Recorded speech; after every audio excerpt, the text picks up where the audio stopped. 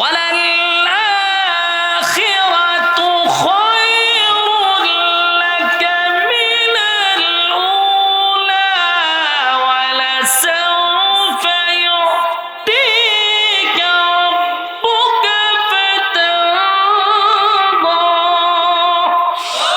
আল্লাহ কয় ওয়ালাল-আখিরাতু খায়রুল লাকা মিনাল উলা, যা দিছি তার থেকে হাজার হাজার হাজার হাজার গুণ বেশি পরকালে আপনার জন্য বরাদ্দ রাখবো।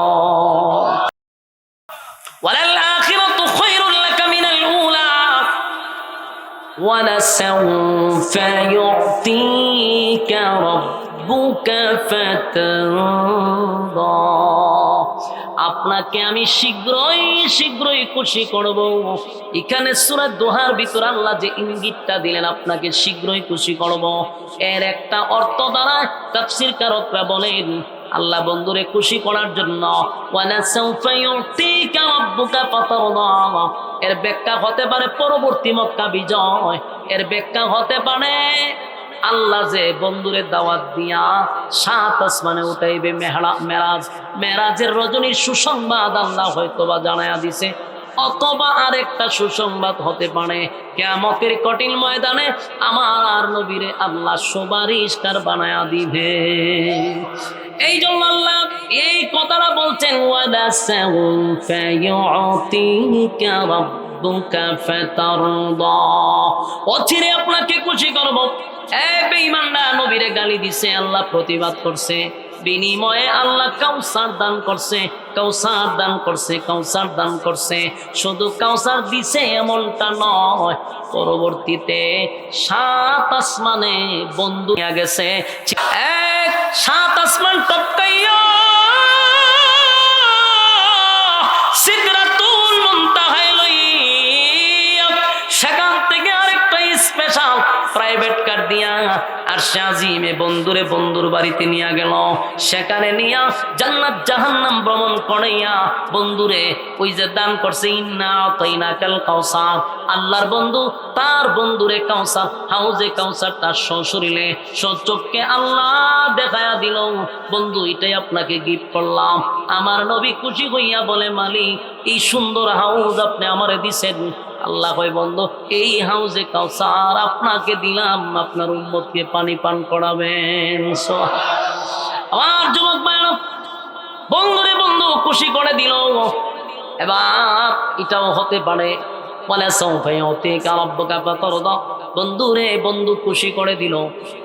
আর এরপর আল্লাহ বলেন ইন্না আতাইনাকাল কাউসার ফাসাল্লি লিরাব্বিকা ওয়ানহার, বন্ধু ফাসাল্লি লিরাব্বিকা ওয়ানহার, আপনি আপনার মালিকের জন্য সালাত আদায় করেন আর মালিকের জন্য কুরবানি দেন, সালাত এবং কুরবানি করেন। ইন্না শানিআকা হুয়াল আবতার, এই শেষ আয়াতে আল্লাহ রাব্বুল আলামিন প্রতিবাদ করছে। ওই যে বেঈমানরা উম্মে জামিল আবু লাহাবের বউ মানুষের কাছে গিয়া কইছে আপনি আবেতার, আপনি আবেতার, আপনার ছেলে নাই, বংশ ধরে রাখার মতো কেউ নাই। এই কথাটা আবু লাহাবের স্ত্রী মানুষের কাছে গিয়া কইছে। নবী আপনার কষ্ট লাগতে পারে, তারা বলছে আপনার নাম নেওয়ার মতো কেউ থাকবে না, কারণ সন্তান দিয়া বংশ হয়, ছেলে দিয়া বংশ হয়, মেয়ে দিয়া না। তারা বুঝাইতে চায় আপনার ছেলে নাই, আপনার বংশ ঠিকবে না। আল্লাহ এটার জবাবে বলেন ইন্না শানিআকা হুয়াল আবতার, নিশ্চয়ই তারা আবেতার, যারা আমার নবীরে আবেতার বলে গালি দিছিল, আমার আল্লাহ উল্টা বলে তারাই তো আবেতার, তারাই তো লেজ কাটা, তারাই তো নির্বংশা। কারণ এরা দুনিয়ার থেকে বিদায় হয়ে গেলে পড়ে কেউ এদের নাম, কেউ তাদের নাম নিবে না। আজকে পর্যন্ত কারো সন্তানের নাম কি আবু লাহাব আছে, আবু জাহেল আছে, উতবা উতাইবা সাহেবা, এদের নাম কোন সন্তানের নাম হিন্দুরাও রাখে না, খ্রিস্টানরাও রাখে না, ইহুদিরাও রাখে না, মুসলমানরাও রাখে না। এদের নাম নেওয়ার মতো কেউ থাকবে না।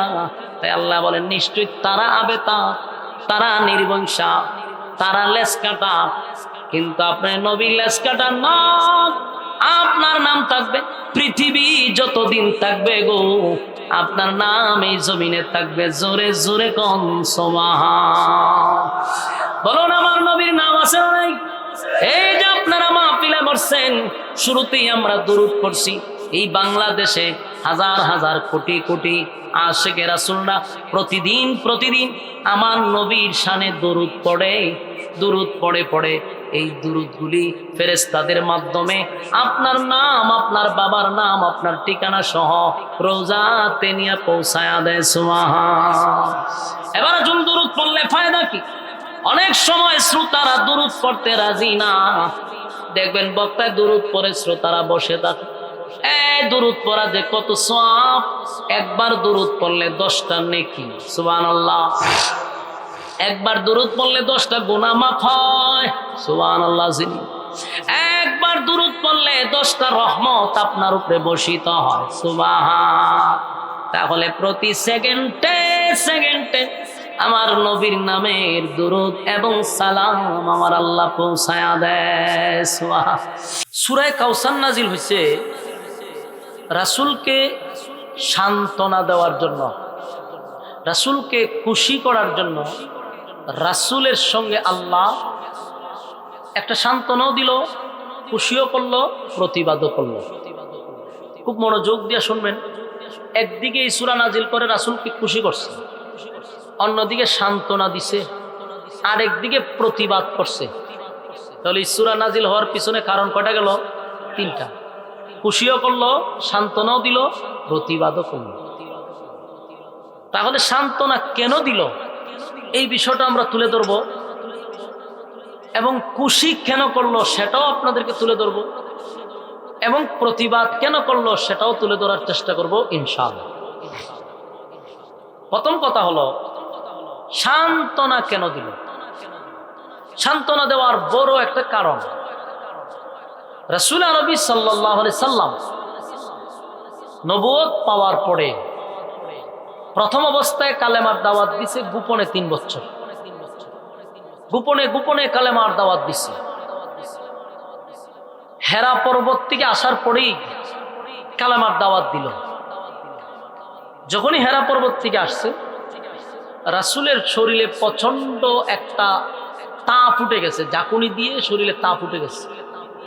কারণ কোরআন এমন একটি গ্রন্থ যেটা লোড পৃথিবীর কোনো কিছু বহন করতে রাজি হয় নাই। আল্লাহ সেটা মানুষের উপরে নাজিল করছে। পয়গম্বর এই লোড বহন করতে গিয়া ওনার শরীরে তাপ উঠছে। তো সর্বপ্রথম যিনি গেছেন উনি হলেন আম্মাজান খাদিজাতুল কুবরার কাছে রাসূল গেলেন, গিয়া বললেন আজকে আমি যা দেখছি অতীতে আমি তা দেখি নাই। আমার শরীরে কম্পন সৃষ্টি হয়েছে। জাম্মিলুনি জাম্মিলুনি, আমাকে কম্বল দিয়ে জড়ায়া ধরো। কম্বল দিয়ে জড়ায় ধরলেন আম্মাজান খাদিজা। রাসূল শুয়ে রইলেন, শরীরে প্রচন্ড তাপ। এভাবে কয়েকদিন যাওয়ার পরে আল্লাহ জিবরাইলকে আবার পাঠাইছে। পাঠানোর পরে আরেকটা সূরা নাজিল করছে। সূরাটার নাম হলো সূরা মুজাম্মিল। আল্লাহ শুরুতেই নাজিল করে বলেন মুহাম্মদ তার বন্ধুকে নাম ধরে না ডেকে রাসূল আরবি সাল্লাল্লাহু আলাইহি সাল্লামকে উফাদি বলে ডাক দিছে। কথা কি বুঝতেছেন? এই দেখেন এখানে পোলা এখানে কথা কয় কেন? মাহফিলের কোনো ডিসিপ্লিন নাই, যা মন চায় তা করতেছে, চিল্লা চিল্লি একটা বাজার বসাই দিচ্ছে। কোনো কথা বলবেন না আল্লাহর হস্তে। আমার পরে যা মন চায় কথা কইেন, কিন্তু আমার সময় কথা কইেন না ভাই। আমি কথা বলে কথা কইতে পারি না। মনোযোগ দিয়ে শুনেন, কথা হবে কোরআন থেকে, মনোযোগ দিয়ে শুনেন। তো রাসূল যখন শুয়ে আছেন আল্লাহ কিন্তু চাইলে নাম ধরে ডাক দিতে পারতো। কোরআনে কোথাও ইয়া মুহাম্মদ বলে কোনো শব্দ নাই। আল্লাহ তার বন্ধুকে নাম ধরে ডাকে নাই, উফাদি বইলা ডাক দিছে। কেউ যদি বাদাম বিক্রি করে তো তার নাম কিন্তু বাদামওয়ালা না, তারে মানুষ ডাক দিয়ে কি কয়? এই বাদামওয়ালা। কথা ঠিক নেই? রিক্সা চালাইলে কয় রিক্সাওয়ালা। বাস্তব না বাস্তব? এটা আসলে তার নাম না, এটা তার উফাদি। ঠিক রাসূল সাল্লাল্লাহু আলাইহি সাল্লাম কম্বল নিয়ে জড়ায়া ঘুমায় আছেন। আল্লাহ তখন ডাক দিছে, ইয়া আইয়ুহাল মুযাম্মিল কুমিল লাইলা ইল্লা কালিলা নিসবাহু আও ইনকুস মিনহু কালিলা আও জিদ আলাইহি ওয়ারাত্তিলিল কুরআনা তারতিলা। আল্লাহ ডাক দিছে, ইয়া আইয়ুহাল মুযাম্মিল, এ কমলিওয়ালা, কুমিল লাইলা ইল্লা কালিলা, আর কত শুয়ে থাকবেন? এইভাবে যদি শুয়ে থাকেন তাহলে মিশন সাকসেস হবে না। আমি যে আপনাকে যে কাজের জন্য পাঠাইছি, যেই মিশনের জন্য পাঠাইছি, এটা তো সাকসেস হবে না। কুমিল লাইলা ইল্লা কালিলা, আপনি উঠুন, দাঁড়িয়ে যান, দাঁড়িয়ে রাতের যে কোনো একটা অংশে, রাতের যে কোনো অংশে আপনি দাঁড়িয়ে যান। এটাকে আল্লাহ কিয়ামুল লাইল, তাহাজ্জুদের নামাজকে উদ্দেশ্য করে বলেছেন। নিসফাহু আও ইনকুস মিনহু কালিলা, রাতের 2 ভাগের 1 ভাগ অথবা দ্বিতীয় অংশের যে কোনো একটা সময় আপনি দাঁড়িয়ে, আমি আল্লাহর কাছে আপনি দাঁড়িয়ে যান, কিয়ামুল লাইল তাহাজ্জুদের নামাজে দাঁড়ান। দাঁড়ায় কি করবেন? আও জিদ আলাইহি ওয়ারাত্তিলিল কুরআনা তারতিলা, আপনি দাঁড়াইয়া দাঁড়াইয়া তারতিলের সাথে কোরআন তেলাওয়াত করুন। বন্ধুরে, বন্ধু বুঝাইতেছে, ইয়া আইয়ুহাল মুযাম্মিল কুমিল লাইলা ইল্লা কালিলা নিসফাহু আও ইনকুস মিনহু কালিলা আও জিদ আলাইহি ওয়ারাত্তিলিল কুরআনা তারতিলা। আল্লাহ বলেন, ইয়া আইয়ুহাল মুযাম্মিল, এ কমলিওয়ালা, কুমিল লাইলা ইল্লা কালিলা, এ কমলিওয়ালা, যে মিশন নিয়ে আমি আপনাকে দুনিয়ার জমিনে পাঠাইলাম, আপনি যদি শুয়ে থাকেন তাহলে মিশন সাকসেস হবে না। তাই দাঁড়িয়ে যান। হাবিব কিবরিয়া রাতের বেলায় দাঁড়াইয়া দাঁড়াইয়া আল্লাহর কুদরতি পায়ে সেজদা দিতেন, তাহাজ্জুদের নামাজ আদায় করতেন। তখন 5 ওয়াক্ত নামাজ ফরজ ছিল না, তাহাজ্জুদের নামাজটা ফরজের মতো গুরুত্ব ছিল। সাহাবায়ে কেরামরাও তাহাজ্জুদ পড়ত। এই তাহাজ্জুদের নামাজের মাধ্যমে কি হয়? তাহাজ্জুদের নামাজের মাধ্যমে আল্লাহর সঙ্গে বান্দার সুসম্পর্ক হয়। 5 ওয়াক্ত নামাজ আমরা পড়ি, এখন এটা ফরজ। তাহাজ্জুদের নামাজ এখন ফরজ না। একটা সময় ফরজের মতো ছিল তাহাজ্জুদের নামাজ, কিন্তু এই তাহাজ্জুদের নামাজ যদিও ফরজ না, কিন্তু তাহাজ্জুদের নামাজ ছাড়া কেউ আল্লাহর ঘনিষ্ঠ বন্ধু হতে পারে না। আমার কথা কি আপনারা বুঝেন? একটু হা না কয়েন। আপনারা যেইভাবে শুয়ে বসে আছেন, ওই দিন হারিয়া কথা হয়, নিজেও আর শুনে না, আরেকজন হুমতেও দেয় না। কথাগুলি মনোযোগ দিয়ে শুনেন। 5 ওয়াক্ত নামাজ পড়ি আমাদের স্বার্থে। বলুন কিসের স্বার্থে? আমাদের ব্যক্তির স্বার্থে আমরা নামাজ পড়ি। 5 ওয়াক্ত নামাজ পড়লে জাহান্নাম থেকে বাঁচা যাবে, জাহান্নামের আগুন থেকে বাঁচার জন্য আমাদের স্বার্থে আমরা পড়ি। 5 ওয়াক্ত নামাজ পড়লে আল্লাহ জান্নাত দিবে, এটা আমরা জান্নাত পাওয়ার জন্য 5 ওয়াক্ত নামাজ পড়ি। এটা তো আমরা স্বার্থের জন্যই পড়ি, এটা পড়তেই হবে, না হয় বাঁচানো যাইব না, জান্নাত পাওয়া যাবে না। কিন্তু তাহাজ্জুদের নামাজ না পড়লে গুনাহ হবে না, পড়লে সওয়াব, না পড়লে গুনাহ নাই। কিন্তু এই তাহাজ্জুদের নামাজ যদি কেউ না পড়ে, আল্লাহর সঙ্গে তার বন্ধুত্ব হয় না। পৃথিবীতে যারা আল্লাহর ওলি ছিল, আল্লাহর বন্ধু ছিল, আল্লাহর মহব্বতের কোনো বান্দা ছিল, অবশ্যই তারা কুমিল লাইলা ইল্লা কালিলা নিসফাহু আও ইনকুস মিনহু কালিলা, তারা রাতের এক অংশে দাঁড়াইয়া দাঁড়াইয়া ওয়ারাত্তিলিল কুরআনা তারতিলা। রাতের একটা অংশে দাঁড়াইয়া দাঁড়াইয়া তারা কোরআনে কারীম থেকে তেলাওয়াত করছে তারতিলের সাথে। এখানে তারতিল কেন বলা হলো?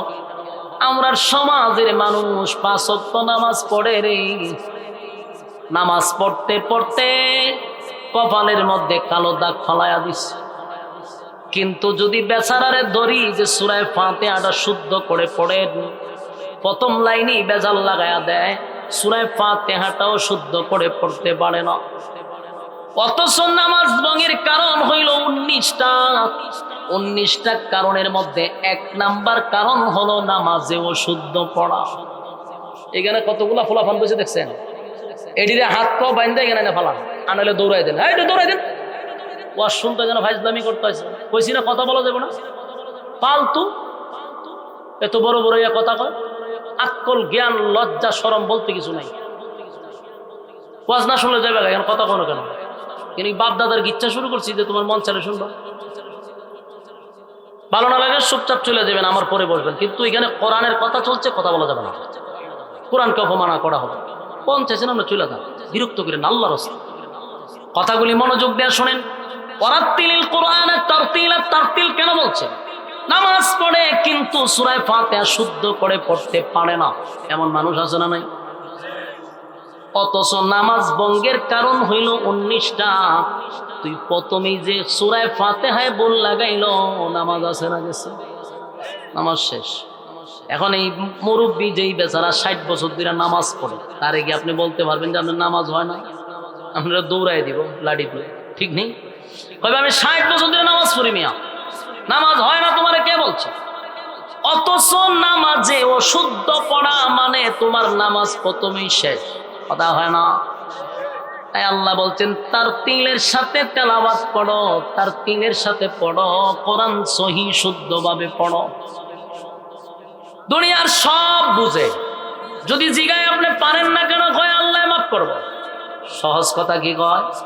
আল্লাহ মাফ করব। আল্লাহ কেন আপনারে মাফ করবে? কয় আমরা পারি না।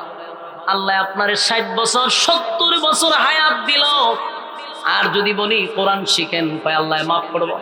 আল্লাহ ইচ্ছা মতে জুতা দা ফিডাইব। এই তোরা 60 বছর 70 বছর হায়াত দিলাম, মাফ করব কেন? কয় আমি বুঝি না, পারি না। দুনিয়ার লাইনে সব বুঝে, দুনিয়ার লাইনে সব বুঝে। দুনিয়ার লাইনে এমন কোন জিনিস নাই যে বুঝে না। অন্যের জায়গা দখল করা বুঝে, সাদাবাজি বুঝে, টেন্ডারবাজি বুঝে, এমন কোন কাজ নাই যে বুঝে না। শুধু বুঝে না ইচ্ছা হইল ইসলামের ব্যাপারে, কথা হয় না? মানুষের উপরে জুলুম করা বুঝে, সব বুঝে, কিন্তু ইসলামের ব্যাপারে কয় হুজুর বুঝি না। আল্লাহ কয় আমি পাই পাই করে হিসাব নিব। মনে করছো এইভাবে গার মোড়া কইরা কইরা ফ্যাট বড় কইরা কইরা চলতে পারবা? ইচ্ছা মতে খাইছো, খাও দাও ফুর্তি করো, দুনিয়াটা মস্ত বড়, এমন স্লোগান দিয়া চলছ। এই স্লোগান বেশি দিন চলবে না, যেদিন মালাকুল মউত আজরাইল তোর সামনে পাঠায়া দিব, এই বড় লাউয়ের মতো ফ্যাট কবরের ভিতরে থাকবে না। বাস্তব না বাস্তব? দুনিয়ার সব বুঝলি, ইসলাম বুঝলি না কেন? সব বুঝত ইসলাম কেন বুঝলি না? নামাজ নাই, রোজা নাই, পর্দা নাই, সুদে ঘুষে পিএইচডি মারা, কিন্তু ইসলামের ব্যাপারে আইসা বক্তব্য দেবার জন্য মাইকটা দিলে, মাইকও দাঁড়াইয়া বিসমিল্লাহর জায়গাত কয় বিসমিল্লাহির রহমানির রহিম। নেতার বক্তব্য দেখছেন না? মাইকটা দিয়ে কয় বিসমিল্লাহির রহমানির রহিম। কত বড় নাফরমান, কত বড় খম্বক! তুই যে বিসমিল্লাহ বলে কোরআনটা অক্ষরটাই পরিবর্তন করে দিলি, অর্থ পাল্টাইয়া দিলি, তোর উপরে আল্লাহ নালত করবে, তোর উপরে আল্লাহ ঠাড়া করবে। আল্লাহর কোরআন বিকৃত করছস, পারস না তো যাস কেন? বিসমিল্লাহ বলতে পারো না, বাস বলবি না, কিন্তু কোরআনের শব্দ পরিবর্তন করে দিলি। এই সমস্ত নেতা আছে না নাই? যদি জিগায় পারস না কেন, কয় বুঝি না। তুই সাদাবাজি বুঝস, টেন্ডারবাজি বুঝস, দখলবাজি বুঝস, সব বুঝস, কোরআন বুঝস না কেড়ে? হয় শিখছি না, শিখলি না কেড়ে? তুই তো দেখা যায় বাংলা শিখলি, অঙ্ক শিখলি, ইংরেজি শিখলি, কিন্তু কোরআনের ব্যাপারে তুই অত দুর্বল কেন? ওয়ারাত্তিলিল القرآن ترتيلا কোরআন তারতিলের সাথেই পড়তে হবে, কোরআন সহি শুদ্ধভাবেই পড়তে হবে। নামাজে দাঁড়াইছেন, দাঁড়াইয়া সূরা ফাতিহা পড়লেন, যে কোনো একটা সূরা মিলাইলেন। এই যুবক ভাইরা, বেশি দরকার নাই, মাত্র 4টা সূরা শিখেন। কয়টা সূরা? বেশি শিখা লাগবে না, মাত্র 4টা সূরা শিখেন। একজন ইমাম রে 500-1000 টাকা দিয়া হইল, আপনি 4টা সূরা শিখেন।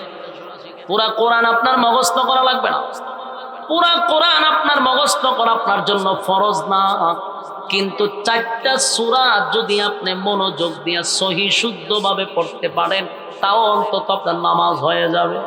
কথা হয় না? অন্তত নামাজটা হয়ে যাবে। আর যদি তারতিলের সাথে কোরআন সহি শুদ্ধ না হয়, নামাজ পড়লেও নামাজ হবে না। কত মানুষ নামাজ পড়ে রে, নামাজের ওয়াজিব যে 14টা, যদি জিজ্ঞান 14টা কি কি বলতে পারে না, আছে না নাই?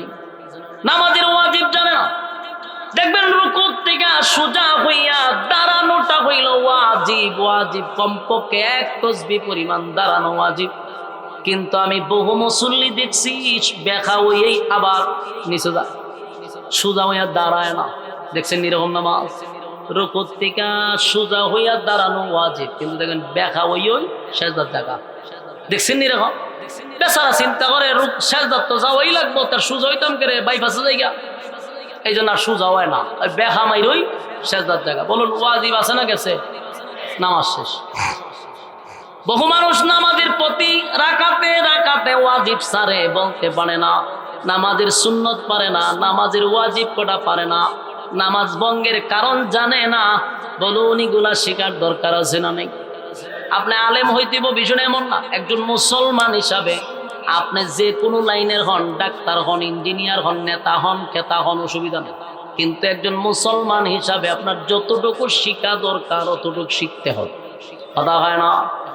আল্লাহ বলেন তারতিলের সাথে কোরআন তেলাওয়াত করেন। হাবিবে কিবরিয়া প্রতিদিন তাহাজ্জুদের নামাজ পড়ে, এইভাবে কোরআনের দাওয়াত দেয়, কালেমার দাওয়াত দেয়, আর রাতের বেলা দাঁড়াইয়া কোরআন তেলাওয়াত করে। একটা সময় কালেমার দাওয়াত প্রকাশ্যে দেওয়া শুরু করলো, কালেমা গ্রহণ করতে লাগলো। প্রথম দিক দিয়ে যারা কালেমা গ্রহণ করলো রে, বেশিরভাগ গরিব, কৃতদাস, গোলাম, গরিব মানুষরা ইসলাম ধর্ম গ্রহণ করতে লাগলো। এত গরিব, এত গরিব, এত গরিব, গোলামের ঘরের গোলাম, যার বাপও ছিল গোলাম, নিজেও গোলাম, এমন কৃতদাস গুলা কালেমা পড়ে ঈমান আনছে। সাহাবায়ে কেরাম কালেমা পড়ার পরে যখন মানুষের সামনে নবী দাওয়াত দেয়, লা ইলাহা ইল্লাল্লাহ মুহাম্মাদুর রাসূলুল্লাহ, এ মক্কার মানুষ, এতদিন তোমরা আমাকে শুধু আব্দুল্লাহর পুত্র মুহাম্মদ বলে ডাকছো, আজকের থেকে আমি শুধু মুহাম্মদ না, আমি হলাম মুহাম্মাদুর রাসূলুল্লাহ সাল্লাল্লাহু আলাইহি ওয়াসাল্লাম। মক্কার মানুষ বলে, হায় হায়, বাপ দাদার ধর্ম পালন করে আসলাম বছরের পর বছর, আব্দুল্লাহর পুত্র মুহাম্মদকে কত না মহব্বত করলাম, কত ভালোবাসলাম, আজকে সে আমাদের বাপ দাদার ধর্মের মধ্যে সুনকালি মানল, আজকে আমাদের বাপ দাদার ধর্মের মধ্যে সুনকালি মানল না, মুহাম্মদকে আমরা এই কালেমার দাওয়াত দিতে দিব না। তাই তো আবু লাহাব আল্লাহর নবীর আপন চাচা হওয়া সত্ত্বেও পাথর লইয়া নবীরে মারার জন্য গেল, পাথর লইয়া মারার জন্য গেছে, আর বলছে মুহাম্মদ তুমি ধ্বংস হও। আল্লাহর নবী যখন দাওয়াত দেয়, এই কথা বলার সাথে সাথে আবু লাহাবও পাথর লইয়া মারতে যায়। আল্লাহ কয়, বন্ধু আপনারে পাথর লইয়া মারতে গেছে, আমি আল্লাহ বরদাস্ত করি না। সাথে সাথে সাথে সাথে আল্লাহ প্রতিবাদ করছে, সূরা লাহাব নাজিল করে, তাব্বাত ইয়াদা আবি লাহাবিন ওয়া তাব। এক আবু লাহাব বলছে, মুহাম্মদ তুমি ধ্বংস হও। আপনারা যা শুরু করলেন ভাই, একটু কথা আমরা না বলি, বিরক্ত হইতেছেন আপনারা? আমি ছেড়ে দিতেছি, আপনারা পরবর্তী বক্তা নিয়ে আসেন, অসুবিধা কি? বিরক্ত লাগলে আমার ইঙ্গিত দেন, এইভাবে কথা বললে আমি ওয়াজ করুন কেন? আপনারা বক্তা একজন নিয়ে আসেন, বিরক্ত লাগলে আমি যাইতে রাজি। কথাগুলো একটু মনোযোগ দিয়ে শুনেন। তাব্বাত ইয়াদা আবি লাহাবি ওয়া তাব, সূরা লাহাবের 5টা আয়াত আছে, জোরে কোন কয়টা? 5 আয়াতের মধ্যে 3টা আয়াতই হলো আবু লাহাবরে নিয়া, 2টা আয়াত হলো উম্মে জামিল আবু লাহাবর বউরে নিয়া। একটু খেয়াল করেন, নবীরে গালি দিল আবু লাহাব, কি বলছে? মুহাম্মদ তুমি ধ্বংস হয়ে যাও। আল্লাহর নবী প্রতিবাদ করে নাই, প্রতিবাদ স্বয়ং করছে কে?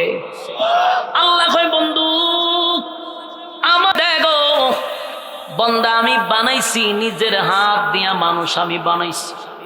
আসমান জমিন সূর্য চন্দ্র গ্রহ নক্ষত্র পাহাড় পর্বত সাগর নদী নালা খাল বিল কীট পতঙ্গ যা দেখি যা দেখি না, সমগ্র সৃষ্টি জগৎ আল্লাহ বানাইছে অনলি মাত্র 6 দিনে। সুবহানাল্লাহ। 6 দিনে বানাইলো, তাও হাত দিয়া ধরে নাই। মালিক হুকুম দিছে তো সব হয়ে গেছে। আল্লাহ কয় কিন্তু মানুষটা মাত্র 3.5 হাত। এই 3.5 হাত মানুষটা বানাইতে আমি আল্লাহ 8 দিনে 6 দিনে কমপ্লিট করি নাই। মানুষটারে বানাইতে আমি 10 দিন 10 মাস 10 দিন সময় লাগাইয়া আমি বানাইছি। তাও হুকুম দিয়া না, আমি আল্লাহ কুদরতি হাত মানুষের মাথায় লাগাইছি। জোরে কোন সুবহান। বানাইয়া আমি একটা দুইটা নয় 4টা কসম করছি। মানুষ বানাইয়া 4টা কসম করছি। আসমান জমিন বানাইয়া তো কসম করি নাই রে, মানুষ বানাইয়া এত কসম করছি। আল্লাহ কয় তিন ফলের কসম, জৈতুন ফলের কসম, তুর সিনিনা সিনাই পর্বতের কসম, ওয়াহাজাল বালাদিল আমিন।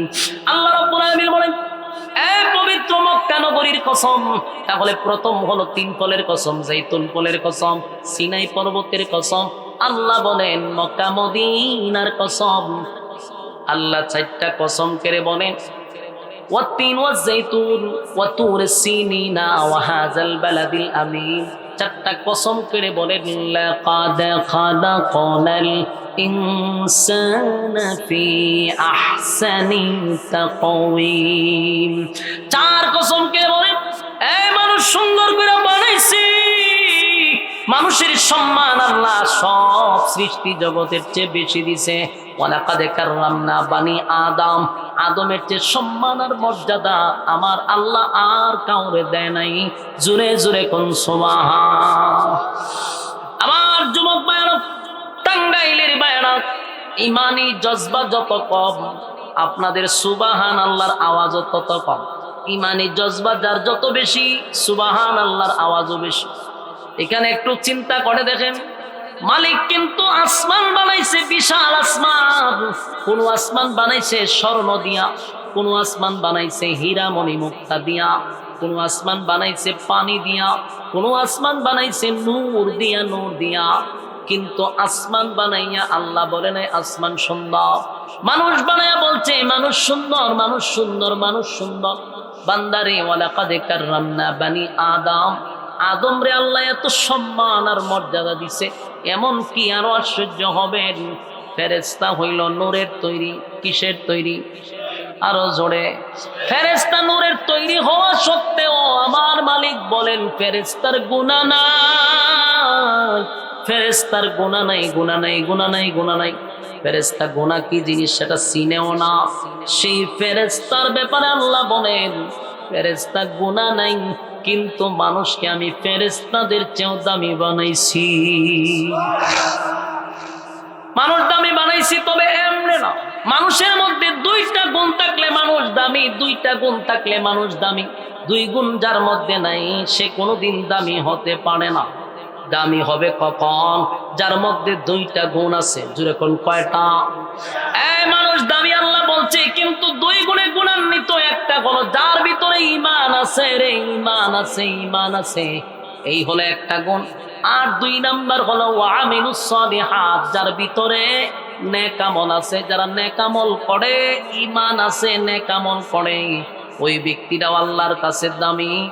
এই দুই গুণ যার ভিতরে নাই এরা আবার এত নিকৃষ্ট আল্লাহ কোরআনে বলেন উলাইকা কাল আনআমি বাল হুম আদাল। আল্লাহ বলেন মানুষকে আমি সৃষ্টির শ্রেষ্ঠ বানাইছি, আবার সেই মানুষের মধ্যে যখন দুই গুণ থাকবে না তখন আল্লাহ বলেন কুকুর বিড়ালের চেয়েও মানুষ আরো নিকৃষ্ট, চতুষ্পদ জানোয়ারের চেয়েও আরো নিকৃষ্ট। মানুষ নিকৃষ্ট হয় কখন? যার ভিতরে ঈমান নাই, যার ভিতরে নেক আমল নাই, এই মানুষ কুকুর বিড়ালের চেয়েও নিকৃষ্ট। কথা বুঝতেছেন? কুকুর বিড়াল জাহান্নামে যাবে না, কিন্তু যারার ভিতরে ঈমান আর নেক আমল নাই তারা জাহান্নামে যাবে। তাহলে জাহান্নামে যে যায়, কুকুর বিড়াল জাহান্নামে যাবে না। কুকুর এবং বিড়াল চতুষ্পদ জানোয়ার অপরাধ করে থাকলে আল্লাহ তাদেরকে শাস্তি দিয়া মাটির সাথে মিশায়া দিবে, তাদের জান্নাতও নাই জাহান্নামও নাই। কিন্তু মানুষ, তোর জন্য জান্নাত আছে, তোর জন্য জাহান্নাম আছে। তুই জান্নাতি হইলে ফেরেশতাদের চেয়ে তুই দামি, আর তুই যখন জাহান্নামী হবি কুকুর বিড়ালের চেয়ে নিকৃষ্ট। আল্লাহ কয় বান্দারে আমি এত সম্মান আর এত মর্যাদা দিছি, দুই গুণে গুণান্বিত হইলে আমার যুবক ভাই, 1 নাম্বার হইলে ঈমান, 2 নাম্বার হলো নেক আমল। কথা কি বুঝতেছেন?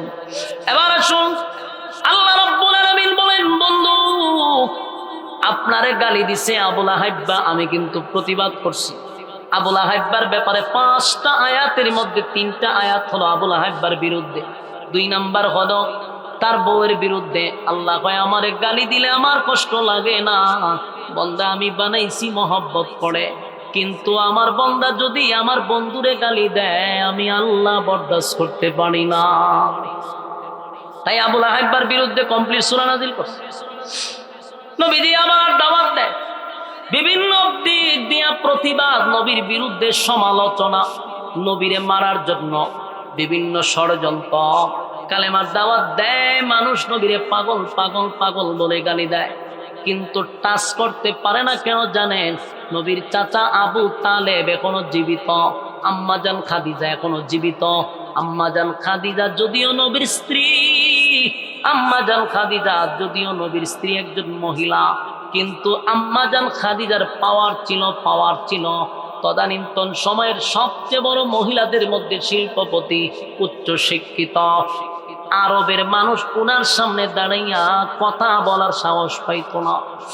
2 নাম্বার হলো আবু তালেব বড় একজন সর্দার, এই কারণে মানুষ নবীর বিরুদ্ধে কথা বলতো, কিন্তু টাচ করার সাহস পাইত না। সংক্ষেপে বলি, হঠাৎ করে একদিন আম্মাজান খাদিজা দুনিয়ার থেকে বিদায় হয়ে গেল। আমার কথাগুলো একটু মনোযোগ দিয়ে শুনবেন। কেন সূরা কাউসার নাজিল হলো, এর পিছনের রহস্যটা কি? কেন আল্লাহ সূরা নাজিল করে নবীরে সান্ত্বনা দিল, এর পিছনে কারণটা কি? না হাতে গুন্না ইয়াদ রাখবেন। 1 নাম্বার হলো আম্মাজান খাদিজা দুনিয়ার থেকে বিদায় হয়ে গেছে। বলুন তো দেখি নবীর মনে কষ্ট আছে না নাই? যেই স্ত্রী আম্মাজান খাদিজার কাছে নবীজি সুখের কথা, দুঃখের কথা সব কিছু আম্মাজানের সাথে শেয়ার করত। আম্মাজান শিক্ষিত ছিল, বুদ্ধিমতী ছিল, নবীরে সান্ত্বনা দিত। এই কলিজার টুকরা স্ত্রী দুনিয়ার থেকে বিদায় হয়ে গেছে রে, নবীর মনে একটা ধাক্কা লাগছে। কিছুদিন যেতে না যেতে আরেকজন নবীরে যিনি মহব্বত করতেন নিজের বাবার মতো, আবু তালেব, উনিও দুনিয়ার থেকে বিদায় হয়ে গেছে। 2 জন ব্যক্তি নবীরে শেল্টার দিত, 2 জন দুনিয়ার থেকে বিদায় হয়ে গেল। বলুন নবীর ভিতরে কষ্ট আছে না নাই? আল্লাহর নবীর ভিতরে কষ্ট। 2 জন নবীরে খুব বেশি সাপোর্ট করত, 2 জন দুনিয়ার থেকে বিদায় হয়ে গেল। আম্মাজান খাদিজা, আবু তালেব, 2 জন বিদায় হয়ে গেল। হায় গোটা এলাকার মানুষ এখন নবীরে আক্রমণ করার জন্য প্রস্তুতি নিছে। আল্লাহর নবী দেখল পরিস্থিতি ভালো না, মক্কার পরিস্থিতি বড় ভয়াবহ। চাচা মারা গেছে, যেই চাচা নিজের বাবার মতো লালন পালন করছে নবীরে, নিজে না খাইয়া খাওয়াইছে, নিজে বুকের সঙ্গে জড়ায় দইরা ঘুমাইছে। এমন বাতি যারা দুনিয়া থেকে বিদায় হয়ে গেছে, এমন বাতিজা, এমন চাচা দুনিয়া থেকে বিদায় হয়ে গেল। যুবক ভাইরা, বিদায় হওয়ার পরে নবীজি এবার সিদ্ধান্ত নিল মক্কার অবস্থা এখন ভালো না, ভালো না। তাই সিদ্ধান্ত নিল এখন দাওয়াতটা বাদত এরিয়াটা বাদ দিয়া দূরে কোথাও চলে যাই। আল্লাহর হাবিব দূরে গেলেন কালেমার দাওয়াত দিতে। তায়েফের ময়দানে দাওয়াত দেওয়ার জন্য গেলেন। ঘটনা আপনারা জানেন, শুধু টাচ দিয়া গেলাম। তায়েফের ময়দানে দাওয়াত দিতে গিয়া নবী রক্তাক্ত হইলেন। আঘাতের পর আঘাত, আঘাতের পর আঘাত, চামড়া ফেটে ফেটে নবীর রক্ত মুবারক বাহির হইছে। এই এত রক্তাক্ত হইছে নবী বেহুশ হয়ে জমিনে পড়ে গেল। এরপরও তারা নবীকে মারতেই লাগলো। আল্লাহর নবী আঘাতপ্রাপ্ত হইয়া আবার মক্কায় ফিরে আসলো। ইয়াদ রাখবেন, 1 নাম্বার বিবি চলে গেছে, চাচা চলে গেল, এবার নিজে রক্তাক্ত হইল। কয়টা হইল? 3টা। 4 নাম্বার হলো নবীর যে সন্তান ছিল, 4 জন ছেলে ছিল। এই 4 জন ছেলে একে একে একে একে 4 জন ছেলে বালেগ হওয়ার আগেই আল্লাহ নিয়ে গেছে। আমার যুবক ভাইরা, সূরাটা নাজিল হয়েছে নবীরে সান্ত্বনা দেওয়ার জন্য। আপনারা একটু খেয়াল করেন, 1 নাম্বার বিবি মারা গেল, 2 নাম্বার চাচা মারা গেল, 3 নাম্বার নিজে রক্তাক্ত হইল, 4 নাম্বার হলো সন্তানগুলি একে একে একে একে সব বালেগ হওয়ার আগেই মারা গেছে। কয়টা হইল? 3টা। আঘাত নবী পাইছে। 4র্থ নাম্বার আঘাতটা হলো নবীর যারা কর্মী ছিল, নবী তো নেতা, তার কর্মীরা জায়গায় জায়গায় মার খাইতেছে, জায়গায় জায়গায় মার খায়। একজন সাহাবী এসে বলে, নবী গো, খাব্বাবরে জ্বলন্ত কয়লার মধ্যে শোয়া রাখছে গো নবী, কালেমা পড়ার অপরাধে। আরেকজন এসে বলে, হুজুর, বেলালের বুকের মধ্যে পাথর, কালেমা পড়ার অপরাধে বেলাল রে সূর্যের মধ্যে শোয়া রাখছে, সূর্যের নিচে। এখন নবী হলেন নেতা, কর্মীরা মার খায়, বলুন নেতার কষ্ট আছে না নাই? যদি সত্যিকারের নেতা হয়, যদি সত্যিকারের নেতা হয়, কর্মীর জন্য তার মায়া থাকবে, দরদ থাকবে। কিন্তু আমরার দেশের নেতারা কর্মীরারে সামনে পাঠায়, নেতাদের সিল তলে ঘুমায়। মায়ের খাইলে কর্মীরা খা, গুলি খাইলে কর্মীরা খা, মরলে তোরা মর। কোন নেতা মরে না, নেতা মায়ের খায় না, সব কর্মীরা দেখবেন রাস্তাঘাটে রক্তাক্ত হয়, আছে না নাই? কিন্তু আমার নবীর ইতিহাস তালাশ করে দেখেন, কর্মী যেমন মায়ের খাইলো, আমার নবীও রক্ত জড়াইল। আল্লাহ নবী খানা কাবার সামনে বৈশা যখন শুনতেছিল বেলাল রে মারতেছে, খাব্বাব রে মারতেছে, আল্লাহ নবী চোখ দিয়ে মুক্তার দানার মতো পানি পড়তেছে। আল্লাহ নবী চোখ দিয়ে পানি ছেড়ে দিল। আর নবীজি বৈশা আছে। কিছুক্ষণ পরে আরেকজন আইসা কয়, হুজুর, আপনারা পঞ্চাশি উম্মে জামিল মানুষের কাছে গিয়া আপনার বিরুদ্ধে কয় আপনি নাকি আবেতার। আবেতার শব্দের অর্থ হলো আটকুড়া, লেজ কাটা, নির্বংশা। নবীরে আবেতার বইলা গালি দিছে। আল্লাহ নবীর চোখ দিয়া পানি পড়ে, নবী কান্দে। একে একে কয়েকটা আঘাত প্রাপ্ত নবী হইল। 1 নাম্বার হলো স্ত্রী মারা গেল, চাচা মারা গেল, 4 জন সন্তান চলে গেল, নিজে রক্তাক্ত হইল, কর্মীরা মার খায়। অন্যদিকে নিজের মানুষ অপপ্রচার করে রে, অপপ্রচার করে। দেখেন তো কতগুলা আঘাতে আঘাতে নবী জর্জরিত। এতগুলা আঘাত নিয়ে নবী যখন খানে কাবার সামনে কান্দে, আল্লাহ জিব্রাইল রে পাঠায়া কয়, জিব্রাইল রে, আমার বন্ধুর চোখের পানি বরদাস্ত করতে পারি না, বন্ধু কানবে, আমি আল্লাহ বরদাস্ত করতে পারি না। যা বন্ধুরে সুসংবাদ দে, বন্ধুরে সান্ত্বনা দে, বন্ধুর পক্ষে প্রতিবাদ কর, জোরে কোন সুবহান। ঠিক ওই মুহূর্তে নবীর কান্না দেখে আল্লাহ জিজ্ঞাসা করে, বন্ধু কেন কান্দেন, কেন কান্দেন, কেন কান্দেন? আল্লাহ কয়, বন্ধু আমি কেন কান্দি আপনার কি জানার বাকি আছে? বলুন, আল্লাহ জানেনি, কিন্তু কেন আল্লাহ জানার পর বন্ধুরে জিজ্ঞাসা করে? আল্লাহ কয়, বন্ধু আমি সব জানি, আপনি বললে আমি মালিকের ভালো লাগে। সুবহান। এবার হাবিবে কিবরিয়া বলেন, মালিক আমার স্ত্রী দুনিয়ার থেকে বিদায় হয়ে গেল, আমার কষ্ট নাই, কারণ আপনার ডাকে সাড়া দিয়া চলে গেছে, আমার এখানে কোনো হাত নাই মালিক, এই জন্য কান্দি না। জীবনে বাবার আদর পাই নাই, বাবারে কোনোদিন দেখিও নাই। আমার আপন চাচা ছোটবেলা থেকে নিয়া আমারে এত বছর লালন পালন করলো, চাচা আমার জন্য জেল খাটলো, চাচা আমার বিরুদ্ধে কেউ কথা বললে সর্বপ্রথম চাচা সামনে দাঁড়াইতো, সেই কলিজার টুকরা চাচাও দুনিয়া থেকে বিদায় হয়ে গেল। আল্লাহ এই জন্য কান্দি না। আমার আপনি 4টা সন্তান দিলেন, আপনার সম্পদ আপনি দিছেন, আপনি নিছেন, আমার কোনো অভিযোগ নাই, অভিযোগ নাই। 4টা সন্তান দিয়ে আপনি নিয়ে গেছেন, এই জন্য আমি কান্দি না। তায়েফের ময়দানে আঘাতের পর আঘাত, আমার শরীরের এমন কোনো জায়গা নাই যেখান দিয়া রক্ত বাহির হয় নাই। আল্লাহ এত রক্ত জড়াইছি, এই জন্য কান্দি না, এই জন্য আমি কান্দি না। কারণ আপনার দিনের দাওয়াত দিতে গিয়া যদি মায়ের খাইতে হয়, আমি শাহাদাত বরণ করতে রাজি, মনের মধ্যে কোনো কষ্ট নাই। আল্লাহ বলে, বন্ধু তাহলে কেন কাঁদলেন? মালিক আমার কান্নার একটা কারণ হলো, এতগুলা আঘাতে আঘাতে আমি জর্জরিত, স্ত্রী চলে গেল, চাচা চলে গেল, নিজে মার খাইলাম, আমার সন্তান মারা গেল, কর্মীরা মার খাইতেছে। উচিত ছিল তো আমার নিজের মানুষগুলো আমার একটু সান্ত্বনা দিত, আমার মানুষগুলা যদি আমার সান্ত্বনা দিত। আল্লাহ আমার সন্তান মারা গেল, স্ত্রী চাচা মারা গেল, একটা মানুষ আমার এই পর্যন্ত সান্ত্বনা দিল না, তাও আমার দুঃখ ছিল না, দুঃখ লাগলো। আমার আপন চাচি হইয়া কেমনে গো মানুষের কাছে গিয়া কয় আমি পাগল, আমি আবেথার। নাউজুবিল্লাহ।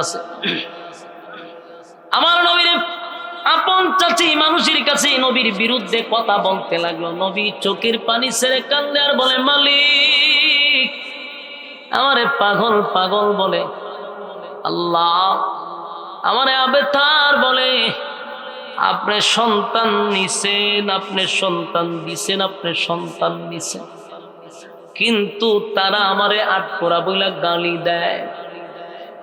আমার কষ্ট লাগছে, নিজের মানুষ হইয়া কেমনে গো আমারে এইভাবে গালি দেয়। আমার মা নেই, বাবা নেই, আত্মীয় স্বজন কেউ নাই, আপন চাচি হইয়া আমার বিরুদ্ধে কথা বলল। আল্লাহ এটা আমার বড় কষ্ট লাগছে। আল্লাহ হয়, বন্ধু আপনারে কেউ কষ্ট দিলে আমি আল্লাহ যে বরদাস্ত করতে পারি না। বন্ধু আপনারে কষ্ট দিলে আমি আল্লাহ সহ্য করতে পারি না। আমার নবী যদি কান্দে রে, আমার নবীর ব্যথায় ব্যথিত হইয়া বনের পশুরা পর্যন্ত কান্দে। টাঙ্গাইলের মানুষ, আপনাদের ভিতরে নবীর মহব্বত না থাকতে পারে অথবা থাকতে পারে, কিন্তু একটা জিনিস খেয়াল রাখবেন, আমার নবীর দুঃখে দুঃখিত হইয়া বেড়া বকরিরা পর্যন্ত মক্কায় কাঁদছে। আপনার এটা শুই না সুবহানাল্লাহ বলতে ওরা জিনা। আপনার এলে না শেখেরা শুনে বিরিয়ানি দেন, দেখবেন আলহামদুলিল্লাহ করার অভাব নাই। 1 প্যাকেট বিরিয়ানি পাইলে এই সময় শুকরিয়া আদায় করে। নবীর ব্যথায় ব্যতীত হইয়া একবারও সুবহানাল্লাহ আলহামদুলিল্লাহ বলতে আপনারা রাজি না। কারণটা কি? কথাগুলি মনোযোগ দিয়ে শুনেন। আমি আপনি কানলে কেউ আমাদের কান্নায় কানবে না, কিন্তু নবী যখন কান্ত, নবীর চোখ দিয়া মুক্তা জড়ত, টপ টপ করে মুক্তার দানার মতো নবীর চোখ দিয়া পানি পড়ত। নবীর ব্যথায় ব্যতীত হইয়া বেড়া বকরিরা পর্যন্ত কান্ত। এমনকি নবীরে গালি দিলে আল্লাহ প্রতিবাদ করছে রে। নবীর কান্না দেখে বেড়া বকরিরা কানলো, আফসুস আফসুস, আবু জাহেল আবু লাহাব ছিল না। সাধারণ ঠিক নেই। বনের পশু চিনল ঝারে, চিনল না হায় মানুষ তারে। বনের পশু চিনল ঝারে, চিনল না হায় মানুষ তারে। আবু জাহেল বেরা মন্দ কাজে ছিল সেরা, আবু জাহেল বেরা মন্দ কাজে ছিল সেরা, আকাশ বাতাস কাঁদে যেন, আকাশ বাতাস কাঁদে যেন, তাদের হাজার অনাচারে ছিল না হায় মানুষ তারে, ছিল না হায় মানুষ তারে, বনের পশু চিনল ঝারে, ছিল না হায় মানুষ তারে। কথা কোন ঠিক নেই? পাগল বলে দেই যে তারা বিটে মাটি করে ছাড়া, পাগল বলে দেই যে তারা বিটে মাটি করে ছাড়া, নানা রকম দেয় অপবাদ, নানা রকম দেয় অপবাদ, লাঞ্ছনা দে বারে বারে, ছিল না হায় মানুষ তারে, ছিল না হায় মানুষ তারে। বাস্তব না অবাস্তব? এই নবীর বেতায় ব্যতীত হইয়া বনের পশুরা কান্দে, কিন্তু আবু জাহিল আবু লাহাবের মনে কষ্ট নাই। নবীজির কান্না দেখে আল্লাহ বলেন, বন্ধু কান্দেন না, আমি আপনারে কষ্ট দিছি, 4 জন সন্তান বালেগ হওয়ার আগে আমি নিয়ে গেছি গো বন্ধু, যদিও আপনার সম্মান আর মর্যাদা বাড়ানোর জন্য আমি আপনার সন্তানগুলিকে ছড়াইয়া দিছি। আপনি খাতামান নবিয়্যিন, আপনার পরে কোন নবী রাসূল আসবে না, তাই তো আমি আল্লাহ আপনার 4টা সন্তান বালেগ হওয়ার আগেই আমি দুনিয়া থেকে বিদায় করে দিছি। আমি আল্লাহ আপনার মনের মধ্যে একটা কষ্ট দিলাম, কারণ বাবার লাশ সন্তান কাঁধে নিতে পারে, কিন্তু সন্তানের লাশ বাবা কাঁধে নিতে পারে না রে। বাবার জন্য এটা বড় ভারী। বাবা সন্তানের লাশ বহন করতে কষ্ট পায়, বড় কষ্ট পায়, বড় কষ্ট পায়। নবী 1 জন 2 জন নয়, 4 জন সন্তানকে নিজের হাতে গোসল করাইছে, নিজের হাতে গোসল করাইয়া কাপড় পরাইয়া আমার নবী নিজেই জানাজা দিছে। নবী নিজের হাতে কবরে নামাইয়া মাটি দিছে। বাবার জন্য বড় কষ্ট। আল্লাহ কয়, বন্ধু 4 জন নিছি, আপনার মনে যে কষ্ট দিলাম, তবে আপনার একটা সুসংবাদ জানায়া দেই গো বন্ধু, আমি নিছি মাত্র 4 জন, আর আপনারে আমি দিছি হাজার হাজার হাজার হাজার কোটি কোটি রুহানি সন্তান। সুবহানাল্লাহ। আমরা যে নবীর উম্মত, আমরা হলাম নবীর রুহানি সন্তান, কথা হয় না? আমরা হলাম নবীর রুহানি সন্তান। বন্ধু আপনার 4 জন নিছি, কোটি কোটি হাজার কোটি রুহানি সন্তান দিছি। বেঈমানরা আপনার বিরুদ্ধে অপপ্রচার করে, আবে তার বলে গালি দেয়, আপনি নির্বংশা, আপনি দুনিয়ার থেকে বিদায় হইলে আপনার নাম নেওয়ার মতো কেউ থাকবে না, আপনার নাম কেউ বলবে না, এমন কথা তারা বলল। বন্ধু আপনি জানেন না, আপনার সন্তান থাকলে আপনার বিরুদ্ধে কেউ গালি দিলে প্রতিবাদ করত, কিন্তু বন্ধু আপনার রুহানি সন্তানগুলি আপনার বিরুদ্ধে 100 বছর পরে, 1000 বছর পরে, 5000 বছর পরেও যদি আপনারা কেউ গালি দেয়, আপনার রুহানি সন্তানরা নিজের জীবনটা দিয়ে হলো আপনার ইজ্জত ধরে রাখবে। আজকে যদি বাংলাদেশে কেউ নবীর বিরুদ্ধে কথা বলে, আমরা কি করে বসে থাকব? গত 16 বছর কত ব্লগার আমার নবীর বিরুদ্ধে গালি দিল, কিন্তু আজ পর্যন্ত বিচার হলো না। শেখ মুজিবুরের বিরুদ্ধে কথা বললে সাথে সাথে গ্রেফতার করা হতো, আয়নাঘরে বন্দি করা হতো, কিন্তু আমার কলিজার টুকরা নবীর বিরুদ্ধে কথা বললে একটা বিচার 16 বছরে বাংলার জমিনে হয় নাই। আমার যুবক ভাইরা, একটা দুইটা বহু ঘটনা আমাদের চোখের সামনে। বোলাতে 7 জন শাহাদাত বরণ করছে আমাদের আলেমরা, শুধু নবীর ইজ্জত রক্ষা করতে গিয়া শাপলা চত্বরে যে একত্রিত হয়েছিল এটার পিছনে ছিল নবীর ইজ্জত রক্ষা করা। নেক্সট টাইমে যারা আসবে অথবা আসবে তাদেরকে আমরা বলে দিচ্ছি, বাংলাদেশ হলো 96% মুসলমানের দেশ। এদেশে আমি ব্যক্তিরে গালি দাও কোনো অসুবিধা নাই, কিন্তু নবীর বিরুদ্ধে যদি কেউ কথা বলবা তোমার শরীরের কাপড় থাকবে না, ঠিক কিনা বলেন? এটা থাকবে না। তোমার নেতাগিরি তো শেষ, তোমার যন্ত্রফ্রন্ত্র যা আছে সব কাটতে ফেলে দেওয়া হবে। এটা না হলে বাংলাদেশ। আমার গালি দিয়ে কোনো অসুবিধা নাই, কিন্তু আমার নবীর বিরুদ্ধে কথা বলবি, যে জিব্বা লড়াইয়া কথা বলবি সেই জিব্বা টান দিয়া কুত্তার নাস্তা বানায়া দিবে পাবলিক। কারণ কোটি কোটি হাজার কোটি রুহানি সন্তান আছে না নাই? আমার বাবারে গালি দিলে এত কষ্ট লাগে না, কিন্তু আমার নবীর বিরুদ্ধে কথা বললে এটা সহ্য হয় না, কারণ এটা আমার ঈমান, এটা আমার ঈমান। জীবন যদি দিতে হয় দিয়া দিব, কিন্তু নবীর ইজ্জত নষ্ট করতে দিব না। আল্লাহ কয় বন্ধু আপনার নিচে 4 জন দিলাম তো হাজার হাজার রুহানি সন্তান, যারা আপনার অপবাদ দেয়, আপনার বিরুদ্ধে কথা বলার কেউ থাকবে না। কিয়ামত পর্যন্ত বন্ধু ওয়াদা দিলাম আমি আল্লাহর নাম থাকবে যতদিন, আপনার নবীর নাম থাকবে ততদিন। আপনার নাম জমিন থেকে মুছবে না। তাই আল্লাহ বন্ধুরে খুশি করার জন্য, যেহেতু বন্ধু কষ্ট পাইছে, তাই আল্লাহ প্রথম খুশি করছে সূরা কাউসার নাজিল করে। আল্লাহ কয় ইন্না আ'তাইনাকাল কাউসার, বন্ধু নিশ্চয় নিশ্চয় আপনাকে আমি কাউসার দান করে দিলাম।